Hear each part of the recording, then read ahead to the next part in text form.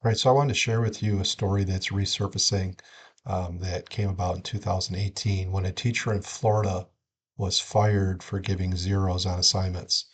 So this teacher was an elementary school teacher in Florida, and they have a strict no zero policy, meaning that if a student doesn't turn something in, you're not allowed to give them a zero. You have to give them a 50% on the assignment. And the teacher made some posts on Facebook, and I'll share the posts here. I was upset about this. So I just want to talk about pros and cons of the no zero policy. So let's first talk about what is the traditional grading scale. So the traditional grading scale that most of us are used to would be this type of scale, where anything below 60%, 59 and below, is going to be considered failing. Well, the whole idea of a no zero policy is that if a student gets a zero on an assignment, it's going to unfairly skew the average low, where between 50 and 59 is already failing. So by having a zero, it's going to really skew that average down.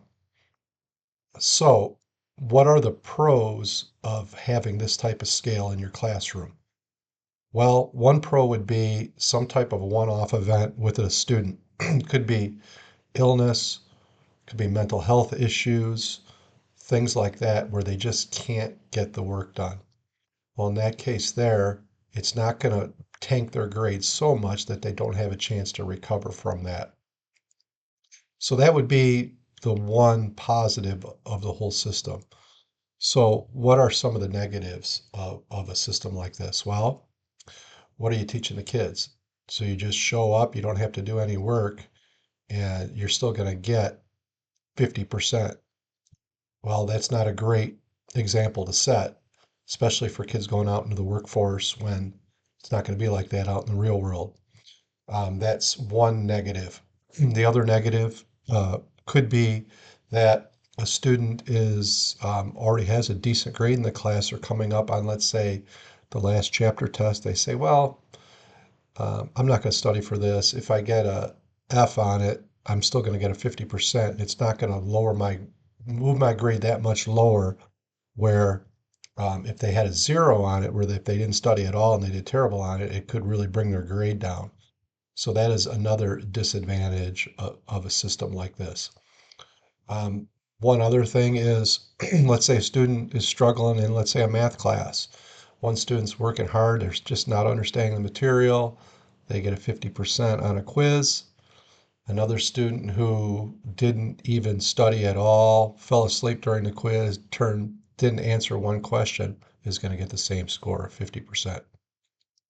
So those are some of the cons with a system like this. Um, so what I'll talk about some compromises to that system that we used in the district that I just retired from, and I'll go over that next. So the policy that the district I just retired from chose was that we were on the traditional quarter grade. So we had two quarters and either a midterm or a final based on middle of the year or end of the year. So one quarter was 40% of the grade, another quarter was 40%, and the midterm or final was 20% of the grade. So we would put in their grades into the grade book. If they didn't do something, they got a zero in the grade book. Well, at the end of the quarter, if they drop below 50%, so let's say a student had a 37% for their quarter grade. So what we would do is we would record that as a 50% when we went to calculate their overall grade at the end of the year. So did it help kids? I didn't run into any circumstances where it saved somebody. I know I'm sure it did help some students. Most of the time, the kids that don't do the work, they're not going to do the work overall anyways, and it doesn't really help them. But that was a compromise that our district took. Um, so that was one alternative to putting in a zero or putting in a 50% for zeros for every grade. So I hope you liked the video. Please like and subscribe. Leave a comment. Tell me what you think about the system. I know I just read something where a district, and I believe it was Kansas, is going to where it can't get lower than 40%. So leave a comment. Thanks for watching.